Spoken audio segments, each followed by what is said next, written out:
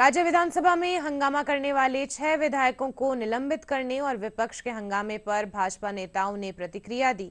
संसदीय कार्य मंत्री जोगाराम पटेल ने कहा कि विधानसभा चलाना सभी की जिम्मेदारी है और अध्यक्ष पद की गरिमा रखना हमारा कर्तव्य है। इस मामले पर उप मुख्यमंत्री डॉक्टर प्रेमचंद बैरवा ने विपक्ष के विधायकों के व्यवहार को निंदनीय बताया।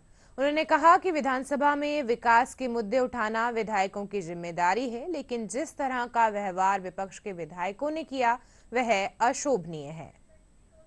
कल का कृत्य कांग्रेस का हमेशा इतिहास में काला दिवस के रूप में याद किया जाएगा।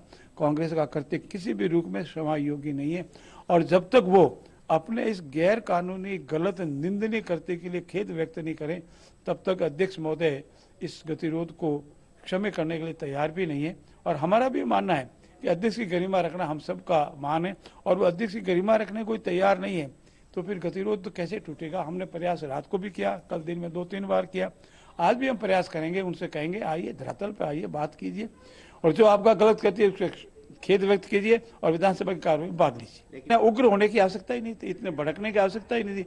अध्यक्ष और आसन बनने की जरूरत थी। ऐसी कौन सी अनपार्लियामेंट्री लैंग्वेज थी, ऐसा कौन सा किसी के प्रति कोई आशय गलत था। ऐसी स्थिति में उन्होंने सिर्फ बहाना ढूंढा है जैसे तैसे करने अपने अंतर्कलों को उजागर करने के लिए। जिस तरह से हमारे मंत्री महोदय ने जो जवाब में कहा और एक सम्मानजनक शब्द था दीदी, लेकिन उसको गलत तरीके से विपक्ष ने लिया।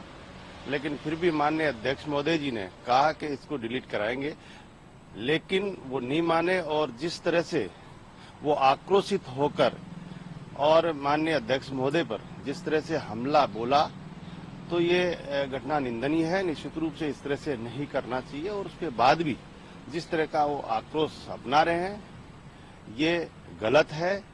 मैं मानता हूं कि जिस तरह से एक राजस्थान के उत्थान के लिए, राजस्थान के विकास के लिए अच्छे मुद्दे, अच्छी सलाह जिस तरह से दी जाए ताकि राजस्थान का विकास हो।